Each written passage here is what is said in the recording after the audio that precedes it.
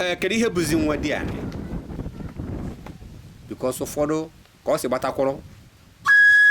ụfọdụ na-asị Nwadiani ka agba ihe bụ Nwadiani na nkọwa niile ahụ ewogo ikwu nne nwe ikwu nna nke ka akọmarụ nwe ikwu nne nne ka isi kọwara anyị Nwadiani kedu ihe ọ bụzi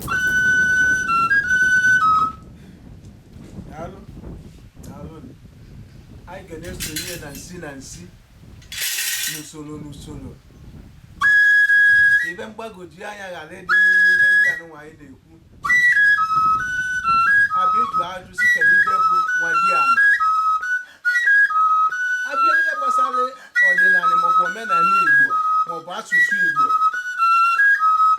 ndị na-egbu ndị nna gị ochie ahụ bụ ndị be nne gị ba ndị Igbo kpọrọ bụ nna ochie mmadụ ndị nna gị ochie ahụ bụ vanwa ga na-akpọ gị Nwadiani nwụrụ na beba nwada ba ya nọ nwada mmadụ nwada n'ebe nne gị si ka ị bụ nwada ka ị mụrụ nwada nyanwa bụ Nwadiani n'asụsụ omenala Igbo daalụ